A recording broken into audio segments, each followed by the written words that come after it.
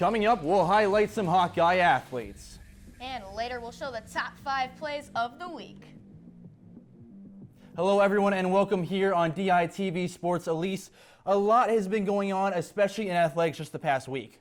I know, Colin, lots going on there, but lots going on as a student, too. I mean, new syllabi, new classes. I'm feeling kind of out of it. I know, when you have all that stuff going on, it feels like you just have to be in the zone. Welcome here to the debut episode of DITV Sports In the Zone. I'm Colin Carruthers. And I'm Elise Scan, and we are going to update you on everything happening in Hawkeye sports. And first, we'll just go ahead and look at that past week of sports that we were just mentioning in Iowa athletics.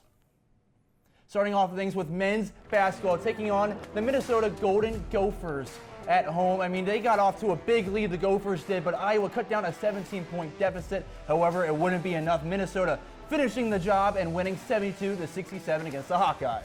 And later in the week, against Penn State, they had a great offensive game with 11 drained three-pointers, but they struggled at the free throw line down the stretch, leaving the door wide open for a Penn State comeback. They had a shot down by one with a few seconds remaining, snapping their 3-game losing streak, winning 76-75.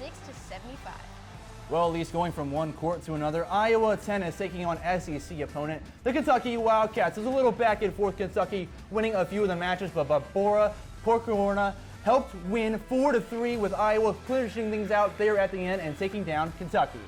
And on the track, the Larry Weisberg Invitational, lots of events for the Iowa Hawkeyes track team. They had 6 first-place finishes with 2 updates to the top 10 leaderboard for the women's 60-meter hurdles and the men's 400-meter. And finishing things out with Iowa gymnastics, their first home meet of the season, taking on the 20th-ranked Minnesota Golden Gophers. It was a team season high, as you see here on bars, a 9.875, and a little bit later, a career high on the beam for Haley Tyson as she landed a 9.9. However, they wouldn't be able to catch up as Iowa lost 197-195. So a lot going on there, but some more stuff away from Iowa City. Women's wrestling also rounded out an undefeated dual season yesterday. The team went 4-0 in the 2025 college duels in Albany, New York. The day started off with a 39-36 win over the 12th-ranked Lock Haven, and then similar, a 38-6 victory over number 15 Sacred Heart. The competition would continue with number 19 Elmira as the Hawkeyes took them down 37-10, and would follow up with a 27-15 win over the 6th-ranked Presbyterian. And Iowa women's basketball finally felt like Iowa women's basketball again after they broke their 5-game losing streak against the Washington Huskies. The Hawks were led by senior guard Lucy Olson, who shot a perfect game from all around the court, going 4 for 4 from deep and 8 for 8 in total. Iowa got comfortable behind the arc, shooting 69.2%, and the team shot impressive 71.7% from the field on their way to a stomping 85-61 road victory as they now sit in 13th place in the Big Ten standings. Well, Elise, let's go ahead and take a look back at men's basketball quickly as Iowa added an in-season transfer, Isaiah Johnson-Arigu.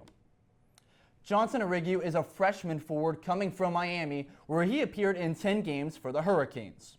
But back in high school, he was recruited as a 4-star and was a top 150 player in the nation. Now, at least since he is a mid-year transfer, he won't be able to play with the Hawkeyes the remainder of the season, but he'll be able to join the team for practice. Well, maybe when Johnson-Arigu can play next season, he'll be alongside the other men's basketball addition from this week. Iowa gained commit Joshua Lewis from the class of 2025. Lewis is a 4-star recruit from Tampa, Florida. The small forward stands at 6'7" and is ranked the 68th best player in the country, according to 247 Sports. He comes to Iowa as the 2nd highest rated recruit in program history, the highest being small forward Tyler Smith back in 2006, who transferred to Tennessee after his freshman season. And on the topic of men's basketball, the Hawkeyes added another loss to their record last Tuesday. After a rough week in Los Angeles against USC and UCLA, the Hawkeyes returned to the Midwest with a fresh start in mind. However, that was challenged as soon as the ball was tipped, as the Gophers were eager to take control of the game. Iowa's struggles were immediate in the first half as they held their only lead of the game for 25 seconds and went 0 for 7 from behind the arc.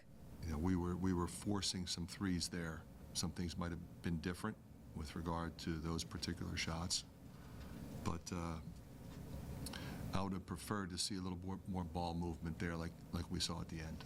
Their offensive pace mostly stayed the same in the second half as Minnesota led by double digits for the majority until Iowa picked things back up and cut the Gophers' lead to only 2 points with 51 seconds remaining. Despite the last-minute comeback, Iowa could not complete the job as they missed out on crucial point opportunities and shot 21% from deep, ultimately impacting their conference ranking and their future tournament odds. Yeah, we'll get better, We shot 3 for 21 from 3. We're not going to do that every night. We just got to learn from the losses, just like we learned from the wins. Third straight loss, but luckily they were able to pick things back up against Penn State. Yeah, and that was a game where transfer Thelwell had a historic game, 16 points to get him across the 1,000 point mark for his college basketball career. DITV Sports Director Brady Barron has a look at Thelwell's performance. I'm thrilled for him. It's an incredible accomplishment. It's really hard to do. I also got to thank my dad for being here. He's woke me up so many times when I was in high school, middle school, sacrificed his time. So just thanks to him and my mom too. But it just means a lot, honestly. And then to end it on a win, it's even better. Thelwell took this chance in Iowa City to get the crowd fired up and behind the team in a must-win matchup. I felt like the past 3 games, on the road for 2 of them, it's tough to, get a crowd engaged. Having that turnout, it makes the game easier. When people get into it, shots start falling, it gets loud, makes it feel better. Yeah, every play feels bigger. It's a big deal having people here. And he did a lot of his damage getting hot from the corner, a spot that he's not too familiar with. When I was growing up, I had a driveway. There was no corner 3, so I don't like taking them, but I find myself there. Yeah, Thelwell, a transfer from a smaller school then to a bigger arena, larger atmosphere, continually just impresses me how easily he energizes a crowd. Oh, yeah. And speaking of energy, let's talk about Iowa men's wrestling yesterday and Gabe Arnold's performance on the mat. Things started out slow in a top 5 matchup between Iowa and Ohio State as the Buckeyes took a quick lead, but Gabe Arnold brought the Hawks on top after defeating 19th ranked opponent Ryder Rogotsky in overtime. Gabe's momentum for this match was fueled by his loss in the 2021 World Wrestling Championship. I was looking to make my first world team, and that dream got taken away from me my first match there. So things like that you don't forget, and moments like that where, everything kind of just disappears and you kind of watch all your hard work go to nothing, that pain, that hurt, it doesn't go away. So I was reminding myself of that moment, and there's no way in hell he's going to come in and do it in my home. Just not happening. With a drive like no other, the 5th-ranked Iowa wrestler can find in his mentality to pull out the victory. When I go out there, I believe that I'm going to get my hand raised every single time, and there's no reason that I shouldn't. I put the work in, I have the skill, I have the talent, I have all that. There's no reason why I can't go out there and get my hand raised. So the confidence never leaves. Yeah, but Elise, before we look at the week of athletics in front of us, we just saw a lot of cool performances, and there were a lot of cool plays from all those games. So here on In the Zone, we have our top 5 plays of the week. Starting off with number 5, going back to Iowa tennis, Babora Pakorna versus Kentucky, just lays one up, taps it over, and helps her team win 4-3 over the Wildcats. And number 4, men's 4x400 meter relay finals, sophomore Isaac Lewis won the race barely under 12 seconds, 3:11.59, finishing off the night in comeback style for the Iowa Hawkeye track team.